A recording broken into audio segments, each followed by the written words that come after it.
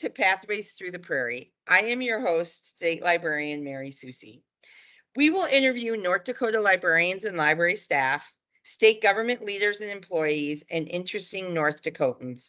Join us as we meander down the pathways through the prairie. I am joined today by Mandie Medalen, the library director of the Heart of America Public Library in Rugby. Mandie and I haven't actually met in person, so I'm really looking forward to this conversation, to getting to know her and to learn more about the Heart of America Library, which is a small but really mighty library, and they do a lot of really great things. So Mandie, thank you so much for joining me today. Good morning. Thank you for having me. Mandie, the mission of the State Library is creating pathways to information and innovation. What was your pathway into the library world? Well, my pathway into the library world was not the normal pathway. Absolutely. I had been working from home as a medical coder, and I've enjoyed the Heart of America Library for a long time. We've lived in Rugby since 2006. And we've enjoyed the library and all the books that it has to offer and the community events. And I got to know quite a few of the people that have worked here and been on the board. And when the opportunity came up that there was a job opening and I was ready to not work from home anymore, so it all kind of fell into place. So that's right place at the right time. Right place at the right time is exactly it. And we talked with a library director earlier this week who had a similar story to yours, right place, right time. Yeah. Your story is not as unusual as you think, especially in North Dakota libraries. We have a lot of North Dakota librarians who were lovers of the library, and an opportunity opened up and they took it. Mm-hmm. So what was it that made you want to not work from home? A lot of people right now are all about the telecommuting. So I know. So I had worked at our local hospital for approximately 10 years. And then I had the opportunity to work from home. And I don't know if it was just kismet or what, but it was right before the pandemic. And so I had a young daughter still at home, and it worked out because I was home then with her during COVID and helping her with homeschool and everything. But after a while, I had birthday number 46. And I thought, do I really want to be sitting at home at this desk? You know, I love medical coding and I love the medical world, but I was just ready to be out and around people and back to interacting and doing things for my community. So that's wonderful. And the library is a great place to do all of those things, to interact with people and to meet people in the community that maybe you haven't had an opportunity to meet before and reconnect with your longtime friends. Wonderful. We talked with a librarian on a different podcast interview who had made the statement, yes, we help our patrons and we connect our patrons to all the things, right? The information, the personal enrichment, the events, other people in the community. But the part that really struck me, she said, our patrons never know the impact that they have on us equally. Do you find that in your library work?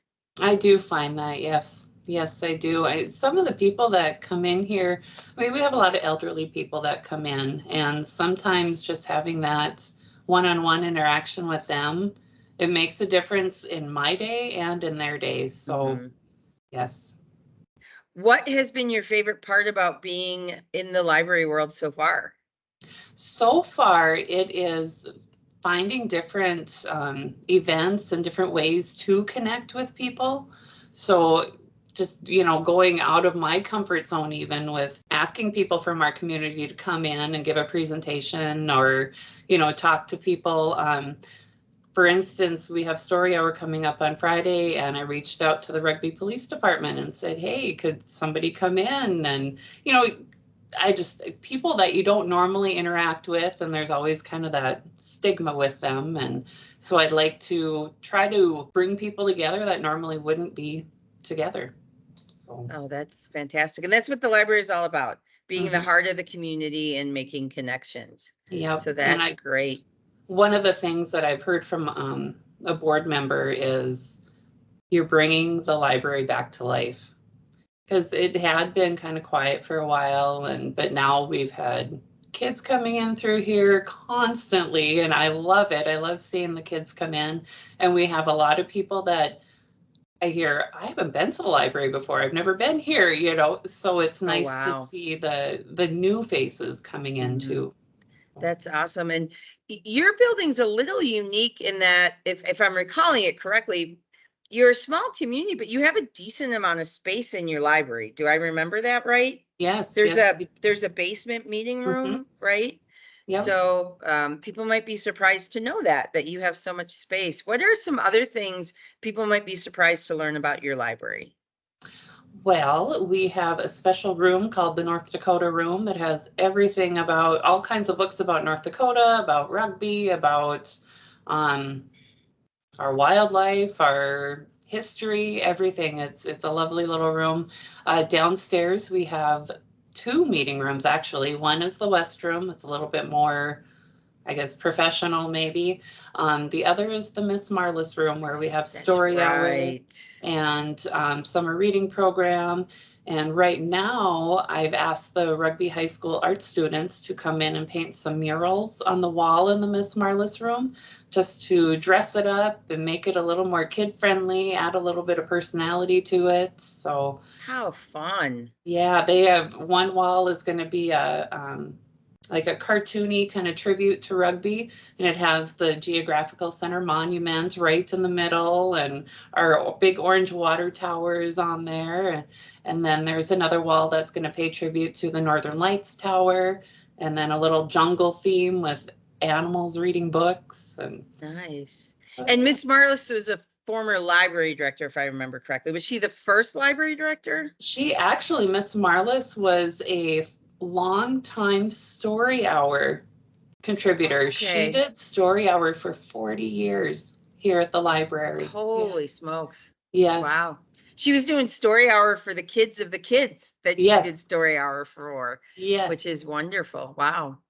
Wow. Tell us about the geographical center of, is it of North North America. America? So Yep. what is that about? That is so years ago, one of our previous mayors had put us on the map as the geographical center of North America and filled out the paperwork, made it legal.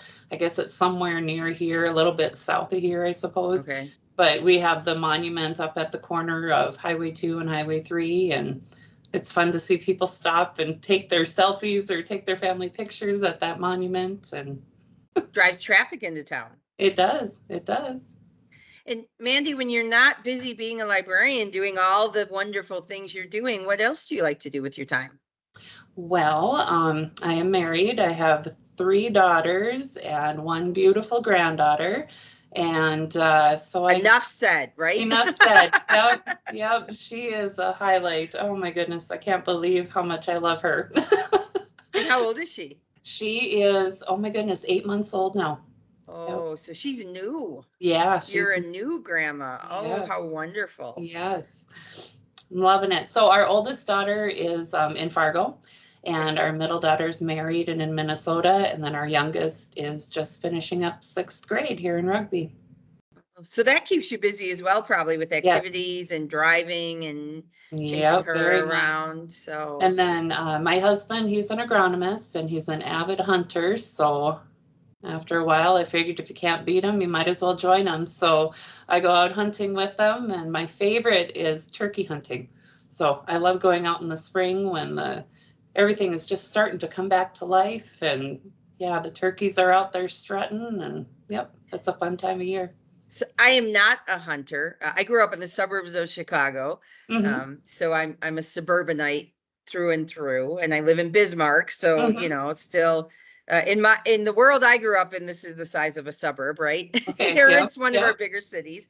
Is turkey hunting different? Do you have to do it differently than you do other kinds of hunting?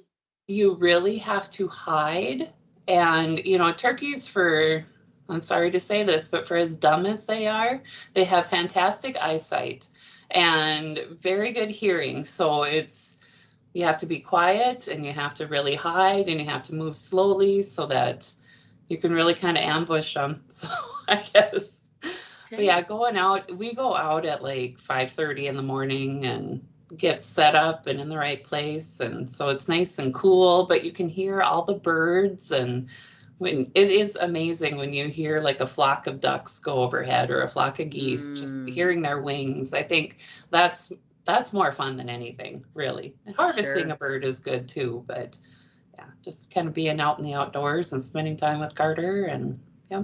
Oh, that sounds lovely. What's your favorite library program that you've done? Well, since I'm still kind of, getting my feet wet and I'm going back through records and I tried to bring back things that they did in the past and then also, come up with some new things. I think one of the most fun, and it was fun to watch the kids being creative, was our limerick contest that we did in March. We had, so backtrack a little more, Little Flower Catholic School in our area, they have a library at their school, but it's a smaller library. And so they asked if they could come to the Heart of America Library twice a month. So each class comes twice a month and we get to do fun activities and teach them what the library is all about, how to look for books, how to navigate a newspaper or a magazine, that kind of thing. So in March, we did a limerick contest and every class got to write a limerick and draw a little picture to go with it. And it was fun. It was a lot of fun. I enjoyed it. Nice. I bet the kids did as well. I think they did, yeah. And then, of course, the winner won a free book. So. Oh, awesome. Tying in that literacy. That's great. Yep. And great that you're able to partner with the school like that also. Yes. On one of my previous visits to your library, I also visited the school. Okay. And the librarian who was there for many, many years, sister was there for a long time. And so I spent the day with her. We talked all things library. I got to read to the younger classes. And then she invited me to join her for lunch in the cafeteria. And it had been a long time since I had had a school lunch. And I'll be honest, it can be a long time again. But it was fun to sit in the lunchroom and just watch the kids interacting with each other and with their teachers as well. Because in a small school like that, you really get to know each other really, really well. And I would imagine it's probably the same at the library. You probably know a lot of your patrons who come through the door, and then new patrons come in. They come in once, and then you know who they are the next time that they come in. Have you found any challenges yet? Just understanding the library world, because there is a lot more to it than what I realized when I first stepped in. And so trying to navigate that and learn all the things. We talked with someone who was also newer, and she said learning the acronyms. Oh, yes. Or when she first started, she's not newer anymore, but when she first started learning all the acronyms. There's so many acronyms in the library world, and we're bad about going into library speak without even realizing that we're doing it. Yep. So I think I'm doing pretty good. I take a lot of good notes and I save everything on my computer, and thankfully the previous directors took good notes too. So I rely a lot on that. But I have been taking classes at Mayville during the summer just to wonderful. Get that kind of background knowledge. Oh, that's great. That's awesome. Because I think my biggest thing is I want to make sure that I'm organizing things right. Right. Yeah. Cataloging can really be overwhelming when you first start. And just know that if you have questions, just as an aside, feel free to reach out to the catalogers at the State Library, and they'll be happy to answer any questions you have. Wonderful. Any wants or dreams or hopes that you have for the library at this point? Are you still too new to have reached that? Well, I know I've got some wants, but I want to do some updates on the interior here, because yes, we have a beautiful building. Yes, we have a lovely building, but it looks like it's from 1960 and 1970. So I'd like to do some of those updates, make it a little more comfortable for and the kids love when they come in, you know, the little kids, especially because it is still new, but I want to get those older kids. I want them to know that, hey, this is a safe place. You can come here. If you want to read a book or if you just need somewhere quiet to sit, you know, you can. Or not so quiet. Libraries aren't as quiet as they used to be. No, they aren't. Especially they really after aren't. school hours. So that's what I'd like to just kind of make it a little bit more comfortable. I have kind of gone through and replaced some seating and some tables and that kind of thing. But yeah, I'd like to really do that children's area. So I've been working with Demco and my board and trying to get something set up for that. And I don't know, just I want to make it new again, fresher again. I want it to be that go-to place that people think, oh, hey, let's go to the library. Of course, being in the library world, one of the questions we get asked a lot, and you've probably found this already, is, you know, what kind of books do you like to read? Who's your go-to author? So who's your go-to author? Right now, it's Frida McFadden. I can read her book and I can kind of escape for a little while. And yeah, I'm not familiar with her. What kind of books does she write? She's adult fiction, kind of a thriller type mystery, suspense. Yeah, when you read it, you get to the end and you're like, what the heck just happened? Because it takes a left turn that you did not expect. So. Right up my alley. That sounds to me a lot like Harlan Coben. I don't know if you've ever read Harlan Coben, but he's the same way. It's like, I did not see that twist coming in the last 20 pages. So I had the opportunity to meet Harlan a number of years ago now. I was at a conference that he spoke at, the luncheon, and I got to go up afterwards. But he is quite the comedian. Oh, really? And oh yeah, we were all in the audience going, why isn't he writing humor books? But he's so good at writing the suspenseful and the mystery. But I'd love to see him maybe try his hand at humor as well, because he was delightful. That would be funny. I bet it would sell a lot of books too.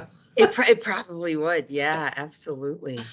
We had Kevin Lovegreen here in April, and he was interesting. He reminded me a lot of my husband. I probably shouldn't say that, but just with the hunting and with, you know, just the outdoor kindness or whatever. But he was really neat, and he really engaged with the kids. And we had a morning session and then an afternoon session. And then he did some writing workshops with some of the children. And so that was really neat. And then over the lunch hour, we invited our writers group to come and visit with him and do a little lunch and learn. And they talked, they visited, asked questions. It was a great day. It was a really nice day. Is he a North Dakota author? He is a Minnesota author. Okay. Junior fiction and mostly about the outdoors and hunting and that kind of thing. And those books, we can't keep them on the shelf right now because the kids are just loving Kevin Lovegreen books. That's good to note.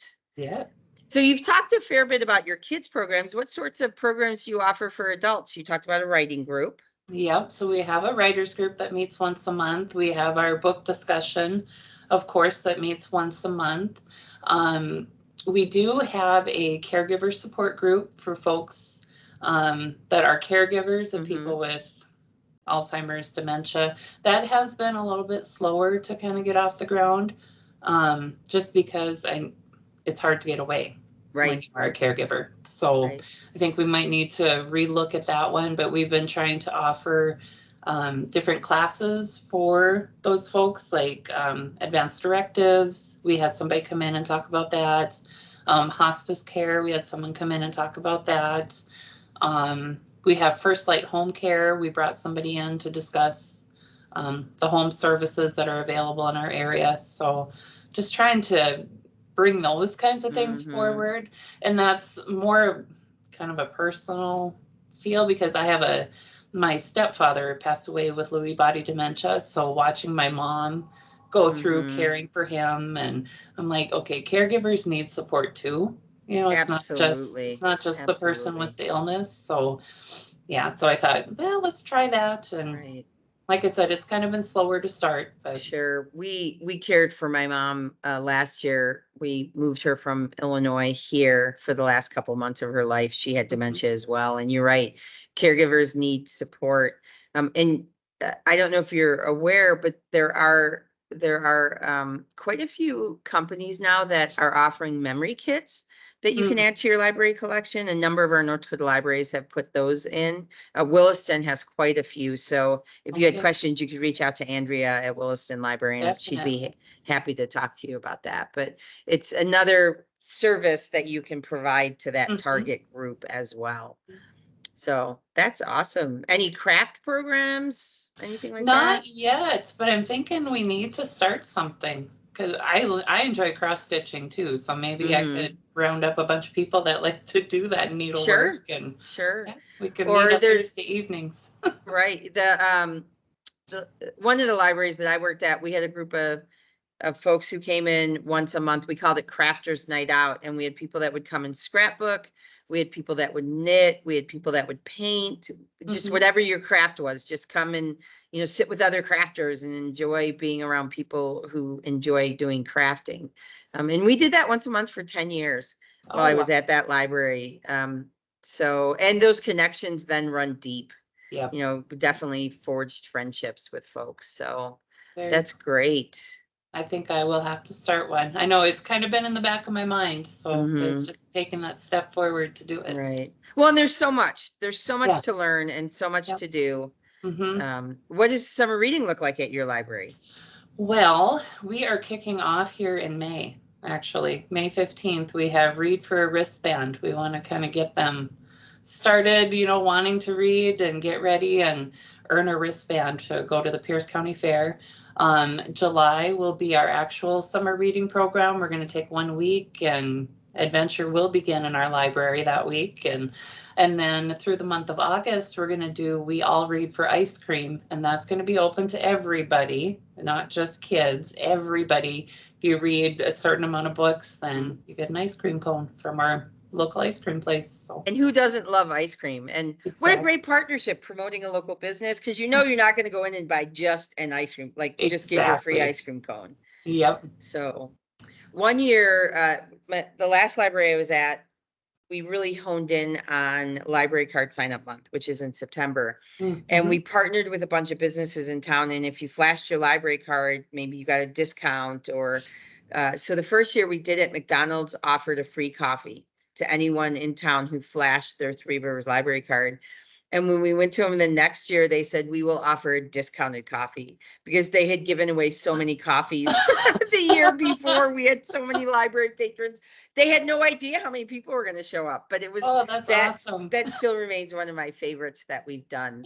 I love library card sign up month. So we did my favorite ever program that I've been involved with as a librarian.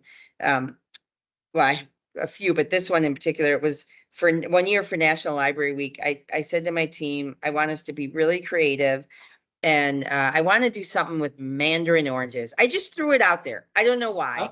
And they ran with it. So we had Mandarin Monday, and everyone that came in the library on Mandarin Monday got a can of mandarin oranges.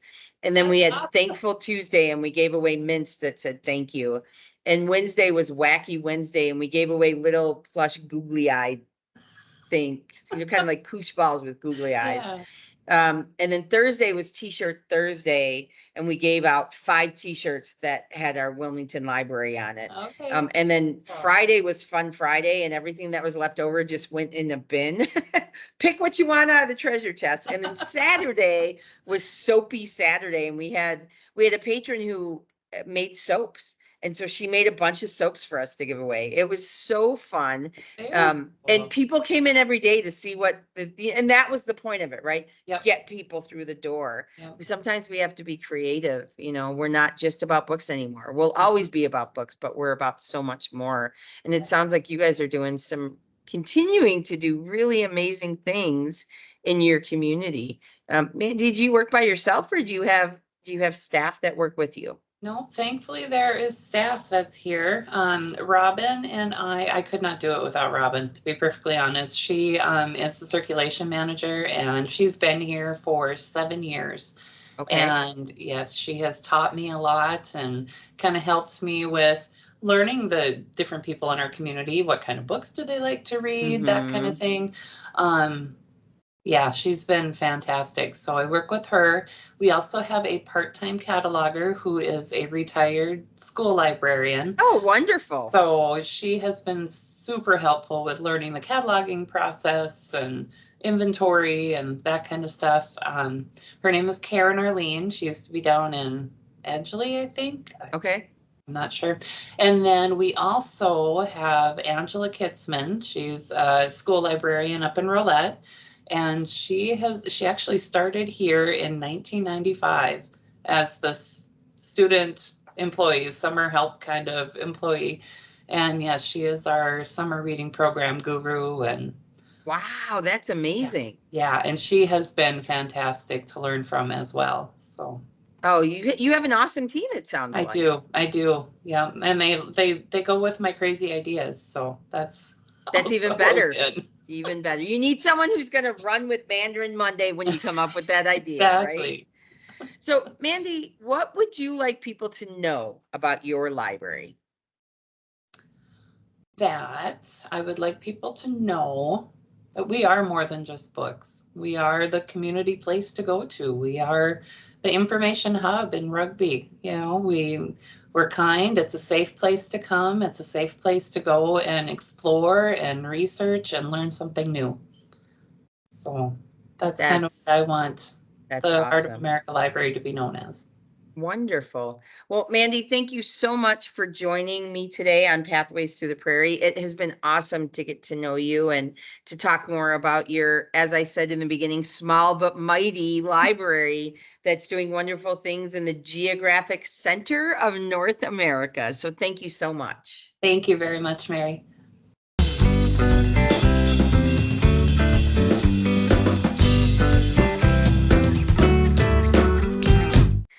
Pebble Go and Pebble Go Next are a fun resource for kids. They include interactive activities, videos, encyclopedia articles around a series of topics, including animals, states, Native American, and biographies. So if your kiddos are looking for something fun to do, but you want them to do something educational, log into Pebble Go or Pebble Go Next, different depending on the age of the child, and you can be comfortable just letting them play, and they're learning while they're at it and they have no idea they're learning. So it's a win-win for everyone.